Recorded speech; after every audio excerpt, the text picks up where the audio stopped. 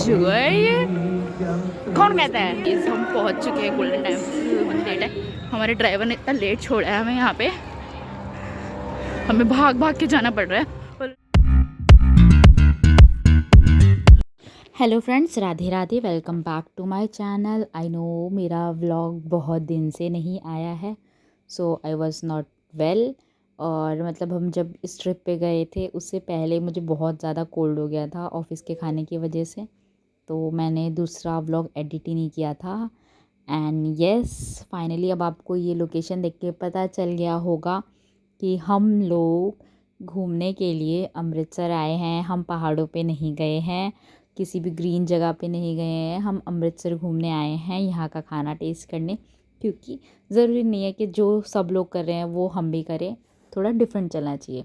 और मैंने कभी अमृतसर देखा भी नहीं था, मैं चंडीगढ़ वगैरह आई हूँ बट मैं अमृतसर साइड कभी नहीं आई थी। So this was the look from outside.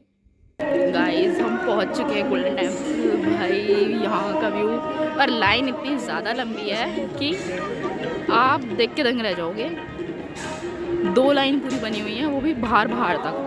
जैसे कि आपने लास्ट व्लॉग में देखा होगा, हमने सबसे पहले ड्रॉप लेते ही खाना खाने गए थे, अपना लगेज अपने होटल में रख के। और लाइन बहुत लंबी है यहाँ पे, जैसे कि आपको दिख रही होंगी 2-3 लाइन इसके आगे बनी हुई हैं, और ये हम वेट कर रहे थे अंदर जाने का।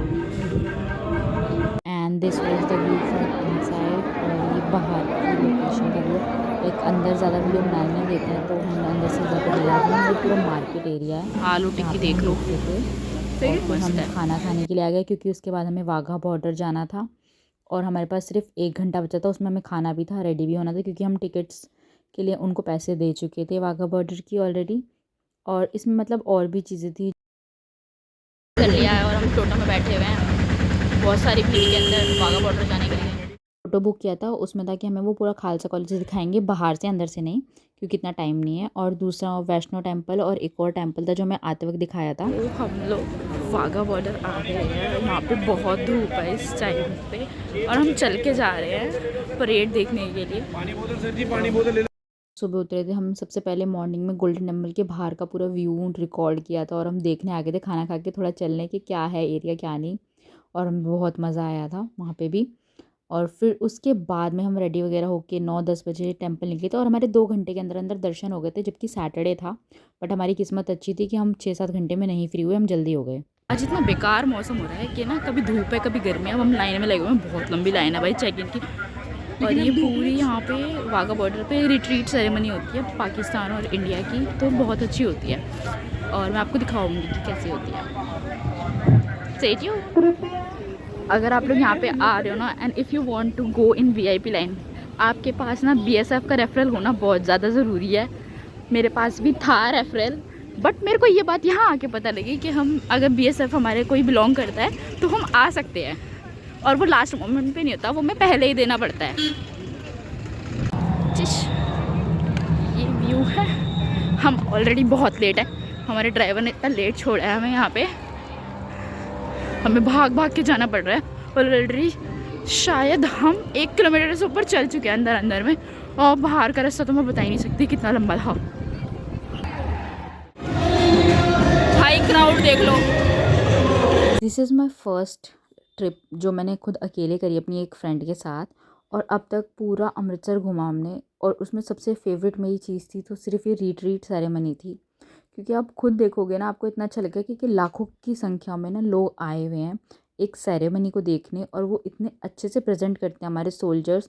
वो पूरा दिन बॉर्डर पे रहते हैं और हमारी रक्षा करते हैं, और उसके बाद भी जो इतनी बढ़िया सेरेमनी थी। और मैं ये नहीं कहूँगी कि कोई कंट्री अच्छी है या बुरी है या कुछ भी, बट मैं लोगों का दिखा रही हूँ कि इतने ज़्यादा देशभक्त हैं इंडिया के अंदर कि हमारे वाले लाखों की संख्या में थे, और जो ऑपोजिट साइड पे थे वहाँ पे बहुत कम लोग थे। इवन दो वहाँ पे जब सेरेमनी ख़त्म हो गई ना 5-15 पे, उसके बाद 2-4 करके लोग आए हैं, और पूरे सेरेमनी वहाँ पे कोई ही नहीं था। वैसे तो आपको एग्जैक्ट टाइमिंग्स मिल जाएंगे इंटरनेट पे, बट हमें जो वहाँ के लोकल्स ने बताया था वो ये था कि विंटर्स में टाइमिंग ना थोड़ा डिलेड रहती हैं। जैसे कि हमारी ये सेरेमनी बहुत लेट स्टार्ट हुई थी, 4:35 के बाद स्टार्ट हुई थी, और 5:15 तक चली थी शाम को। और समर्स में क्या होता है, ये थोड़ा जल्दी स्टार्ट होती है, 4 बजे स्टार्ट होती है, और 4:30 या 5 बजे तक ख़त्म हो जाती है 2 बैचेस में। तो ऐसा कुछ फ़िक्स नहीं है कि ये 4 बजे की तो 4 बजे ही स्टार्ट होगी, थोड़ा लेट भी हो सकता है, थोड़ा जल्दी भी हो सकता है। और इसके बाद मैं आपको दिखाऊंगी कि कैसे हमारा फ्लैग उतार के कितने प्यार से ले जाया गया था वापस। लास्ट में यही होता है और फिर वो वापस से उसको ऊपर लाइक रेज़ करते हैं नेक्स्ट सेरेमनी के अंदर, उसी सेम सेरेमनी में नहीं करते हैं। या फिर जो उतारा होता है तो अगली सेरेमनी में आपको उसको वापस ऊपर रेज़ करते हुए दिखा देंगे। सो ये सारी भीड़ थी, वो सब कुछ एक एक चीज़ दिखा रहे थे कि क्या हो रहा है, और वो इतना अच्छा लग रहा था ना, इतना इन्जॉयबल मोमेंट था। वो इतना प्यार से चीयर अप कर रहे थे कि बोलो भाई बोलो, तुम बैठ के देख रहे हो, बोलो कुछ तो हम सारे वंदे मातरम बोल रहे थे।